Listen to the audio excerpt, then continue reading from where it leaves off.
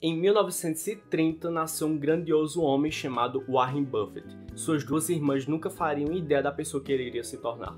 Em 1936, com apenas 6 anos de idade, ele queria comprar certas coisas e ele começou a vender chicletes para poder ganhar dinheiro e comprar a coisa que ele queria. Então ele começou a vender chiclete de porta em porta, sendo que ele ganhava 2 centavos por cada pacotinho de chiclete que ele vendia.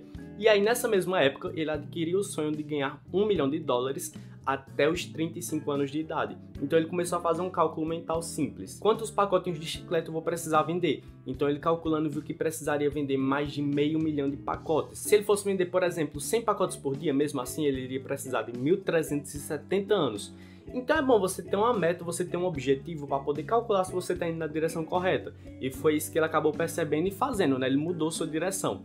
Seu avô, ele tinha uma vendinha e lá ele vendia Coca-Cola. Então o que é que ele fazia? Ele comprava um engradado que vinha com 6 Coca-Colas a 25 centavos a seu avô e vendia cada Coca-Cola a 5 centavos. Então ele conseguia 5 centavos de lucro por cada engradado. Essa também foi a mesma época da Grande Depressão Econômica dos Estados Unidos. E aí seu pai estava desempregado e foi obrigado a empreender. E aí ele empreendendo, ele começou a ler livros sobre finanças, essas coisas, para poder melhorar seu empreendimento.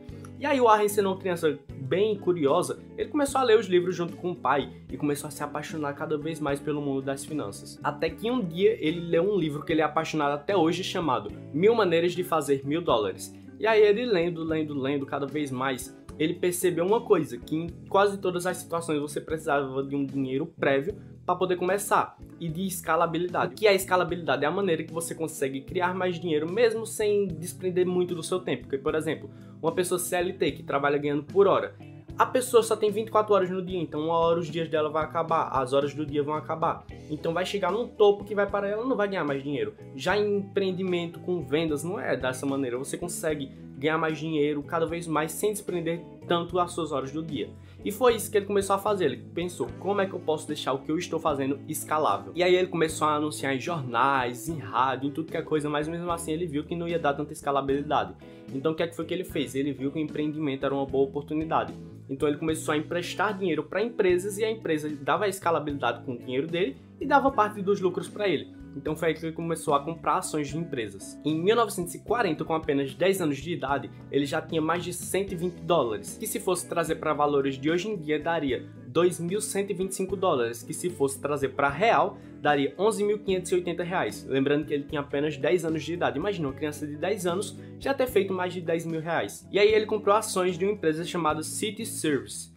3 ações preferenciais por $114 cada uma. Ele comprou uma para ele, e uma para uma irmã e outra para outra irmã dele, que ele tinha 2 irmãs. Até que aconteceu uma coisa que marca ele até hoje, que foi que as ações começaram a cair bruscamente. E aí ele começou a se desesperar, começou a chorar, porque era criança, né? Começou a chorar, começou a ficar agoniado, só que mesmo assim ele não vendeu. Ele tentou manter sua emoção, segurou as ações e ficou guardando elas. Até que, enfim, a empresa começou a se recuperar, as ações começaram a subir novamente. E quando as ações bateram $120, ou seja, $5 de lucro, ele vendeu automaticamente todas as 3 ações. Porque ele, meu Deus, quase que eu fico no prejuízo, não sei o que. Só que aí ele se arrepende até hoje de ter feito isso. Por quê? Porque as ações não pararam de subir após ele ter vendido. Elas começaram a subir, até que atingiram $200. Ou seja, ele teria quase que 100% de lucro se ele não tivesse agido pela emoção. E aí é isso que é uma coisa que você tem que analisar, tem que pegar para você. Não vá agir pela emoção, não vá ser um torcedor, um apostador no mercado financeiro. Analise a empresa e compre empresas das quais você acredita. Em 1943, sua família foi obrigada por diversos motivos a se mudar para Washington. Então lá em Washington, ele continuou vendendo Coca-Cola, continuou vendendo jornais de porta em porta e várias outras coisas. Até que em 1944, com 14 anos de idade, ele já tinha uma quantidade de dinheiro absurda. Foi quando ele conseguiu atingir um marco de $1.000. Ou seja, se trazer para valores de hoje em dia dá $15 mil ou R$90 mil. Lembrando que ele tinha apenas 14 anos. Em 1945, com 15 anos de idade, ele usou parte do seu dinheiro, que já tinha feito mais, e comprou 40 acres de uma fazenda por $1.200 e contratou um fazendeiro para plantar, para colher, para fazer todos os trabalhos da fazenda. E ele tinha 15 anos de idade. 5 anos depois, ele acabou vendendo toda a sua parte da fazenda por $2.000. Então ele teve mais de 100% de lucro, além dos dividendos, né, dos rendimentos que a fazenda dava por vender as coisas e etc. Em 1946, com apenas 16 anos de idade, ele já fazia mais de $175 por mês. que só para meios de comparação, um engenheiro formado daquela época fazia $392, ou seja, ele fazia metade de um engenheiro formado com apenas 16 anos, sem nem ter terminado o ensino médio. E daí, da vida dele, a gente já consegue, a partir daqui, extrair duas lições muito importantes. A primeira é que começar cedo é extremamente importante, e a segunda é que nem mesmo Warren Buffett conseguiu enricar apenas investindo. Ele teve que botar a mão na massa, ele teve que trabalhar, empreender, fazer diversas coisas. Ainda nesse mesmo ano, ele lendo novamente diversas vezes o livro 1000 Maneiras de Fazer $1000, ele começou a pensar sobre uma certa ideia de negócio e quis botar em prática, que era o quê? Ele comprou uma balança e um sistema de pagamento. E aí, quem quisesse se pesar iria ter que pagar. Então ele iria usar os rendimentos da balança para poder juntar dinheiro, comprar outra balança, para botar em outro canto, as pessoas se pesarem, juntar o dinheiro, comprar outras balanças e tal. Só que acabou não dando muito certo, então ele teve que vender sua balança, só que ele não desistiu da ideia. Decidiu comprar máquinas de pinball, então ele se juntou com um amigo dele, iria espalhar várias máquinas de pinball e com dinheiro iria comprar novas máquinas e tal. Esse amigo dele ele era muito bom em consertar coisas, então ele iria ficar responsável por dar manutenção devida a cada máquina. E aí ele iria dividir os lucros desse empreendimento dele com um amigo dele e um pouco com o dono do estabelecimento, já que ele tinha deixado a máquina lá. No caso, ele deixava em barbearias, em shoppings, em aeroportos, em diversos cantos. Em 1947, com 17 anos de idade, ele acabou tendo que ser obrigado a seguir pelo caminho padrão da sociedade, que é de fazer uma faculdade. Ele não acreditava muito, mas seus pais eram muito crentes na faculdade, ele queria que ele fizesse faculdade, então para agradar os pais dele, ele acabou tendo que fazer. Então ele mandou para Harvard para poder entrar em Harvard, só que ele não conseguiu, não aceitaram ele lá.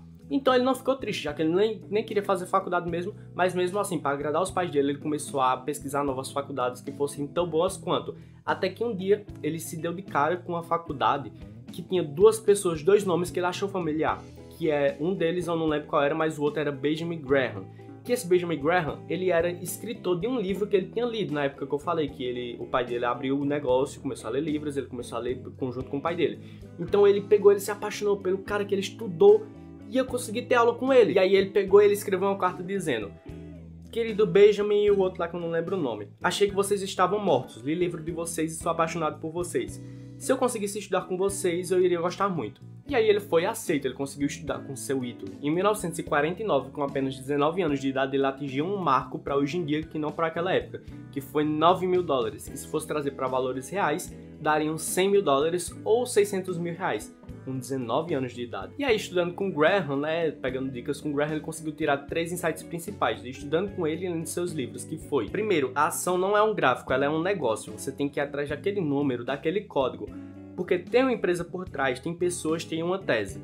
O segundo é que o mercado é volátil, o mercado sempre vai estar otimista ou pessimista, então é relativamente fácil você achar boas oportunidades. E o terceiro é que existe o conceito da margem de segurança. Como assim? Você não deve comprar uma empresa pelo preço que ela vale, e sim um pouco abaixo, porque como eu disse, às vezes o mercado pode estar pessimista, então eles vão vender e você vai acabar perdendo dinheiro. Você tem que comprar a empresa um pouco abaixo do que ela vale, para poder conseguir essa margem de segurança. Ainda gostando muito do Graham, ele começou a estudar ainda mais a vida dele, ler relatórios sobre, pegar autobiografias e tal, e ele acabou descobrindo que o Graham, ele era o conselheiro de uma certa empresa. Então ele se apaixonou, na hora que ele ia comprar, ele falou: não, calma, eu tenho que usar as coisas que eu aprendi e botar em prática. Então ele não comprou a empresa de cara, ele começou a estudar sobre a empresa, começou a perguntar pro Graham sobre a empresa, foi lá na empresa pedir relatórios, teve conversa com o CEO da empresa e perguntando todos os dados sobre a empresa para, enfim, poder investir. Até que ele realmente decidiu: não, vou investir, nada mudou minha opinião de não investir até agora, então vou investir na empresa.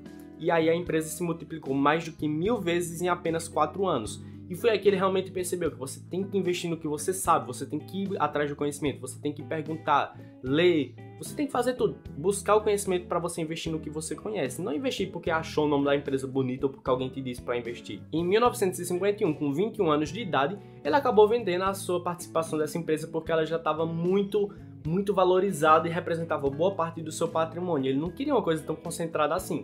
Então ele vendeu parte da sua empresa, porque já representava mais de 65% do seu patrimônio, e comprou ações de uma empresa chamada Western Insurance Securities, que estava negociada a um PL de 1. Como assim um PL de 1? O lucro, o P significa preço e o L significa lucro. Então PL de 1 está falando que o preço da empresa é a mesma coisa do que o lucro, mas é o lucro de um ano. Então estava falando que o lucro que estava esperado para um ano da empresa era o preço que ela valia. Mas por que estava assim? Porque a empresa estava quase falindo. Então por que ele investiu na empresa sendo que ela estava quase falindo?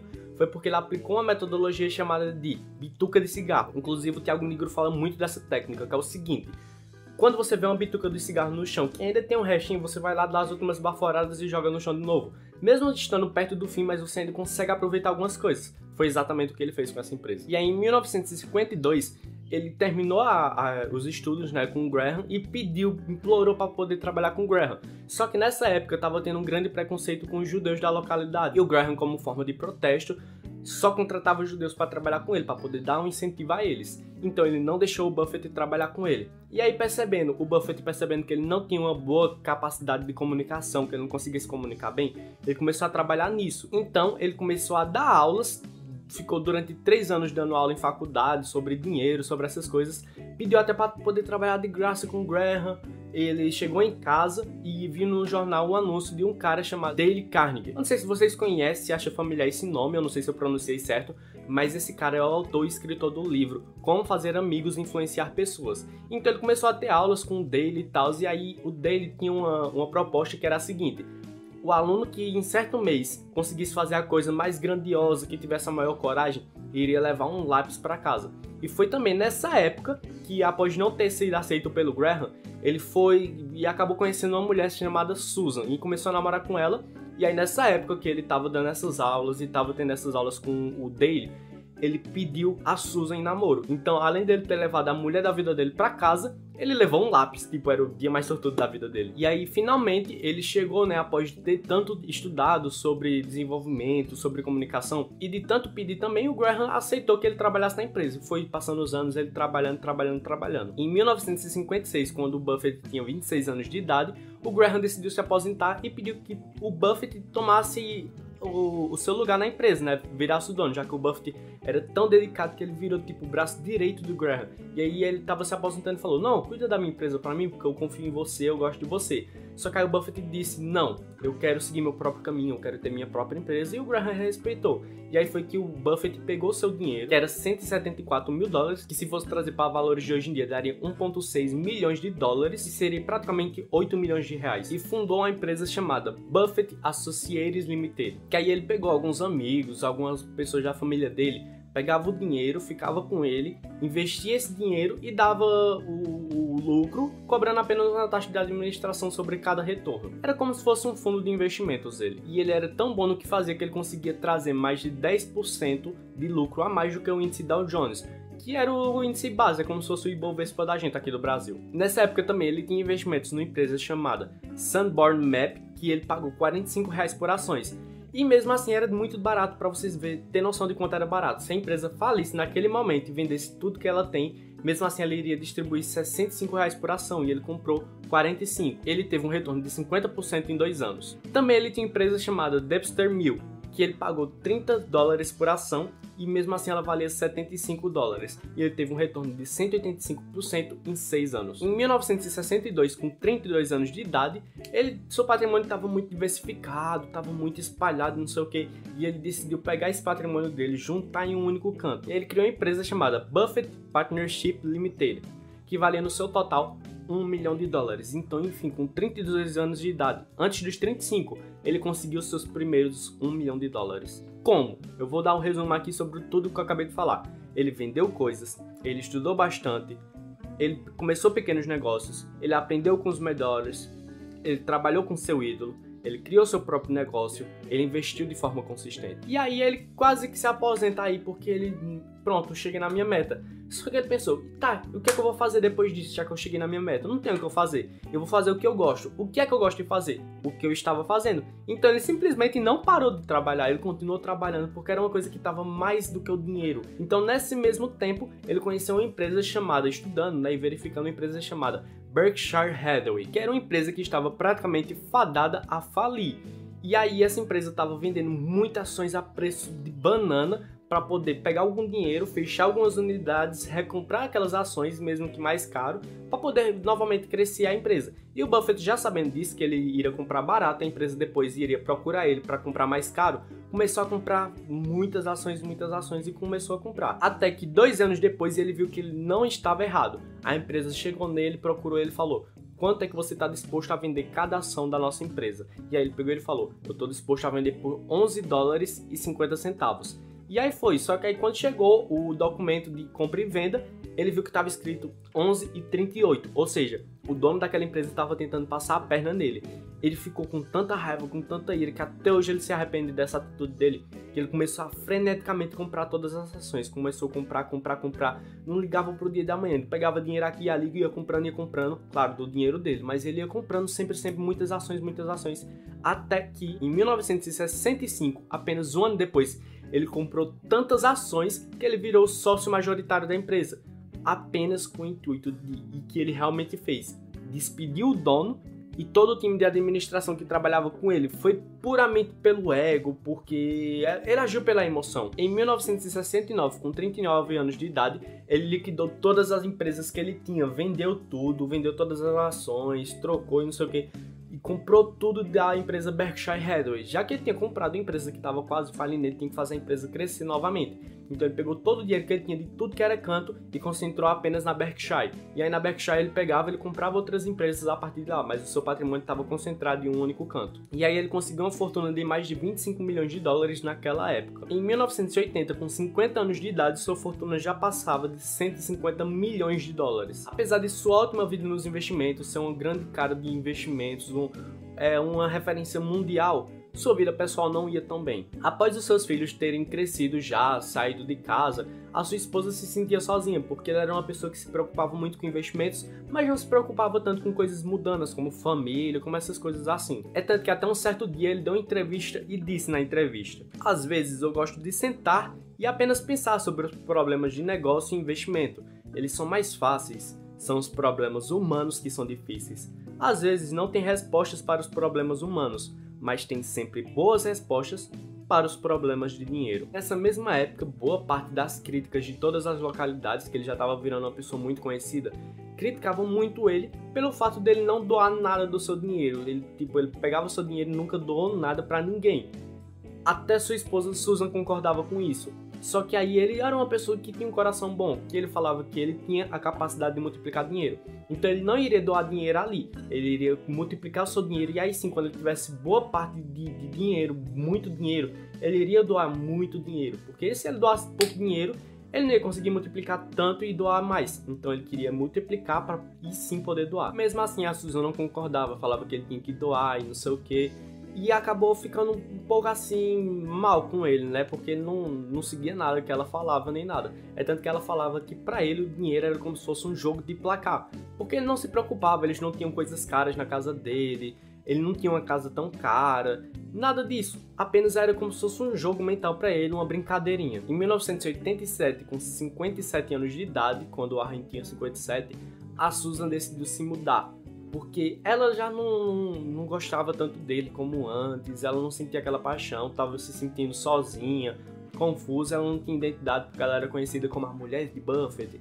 Então ela decidiu se mudar para Califórnia. Mas ela não deixou ele totalmente, porque ela sempre ligava para amiga delas para poder visitar ele, para ver se ele estava bem, pedia para levar sopa, pedia para levar ele para sair, até que um dia ela mesma pediu para que uma amiga desse em cima dele, para poder conversar com ele, dar um relacionamento com ele. Em 1987, apenas um ano depois, Astrid, que era essa amiga, já estava se mudado e já tinha ido para morar com ele. E Susan estava totalmente de acordo com isso, porque gostava de Astrid, era uma boa amiga e achava que ela iria ser uma boa companhia para o Warren. Buffett e Susan se davam super bem, conversavam sempre como amigos e tal.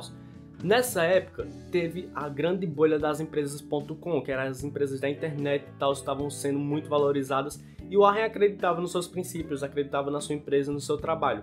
Então, as ações da sua empresa começaram a cair por causa dessa bolha, né? Começaram a cair de 80 para $45 mil.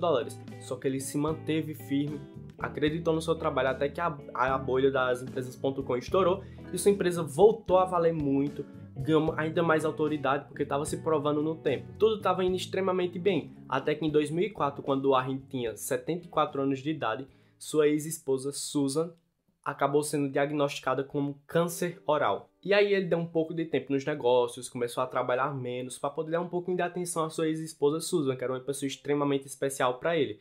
Só que alguns meses depois, em uma viagem que eles estavam fazendo, ela acabou tendo um derrame e faleceu. Em 2006, com 76 anos de idade, ele acabou fazendo um testamento dedicando 37 bilhões de dólares para caridade. A empresa que ele escolheu para fazer essa caridade foi a empresa do seu grande amigo Bill Gates, que era a empresa Bill e Melinda Gates Foundation. E essa doação fez ele chegar na posição da pessoa que mais doou dinheiro em toda a história. Também ele doou muita parte do seu dinheiro pelo testamento para as fundações dos seus 2 filhos e da sua ex-esposa Susan, que ela tinha uma fundação de caridade, então ele decidiu doar boa parte do seu dinheiro para ela.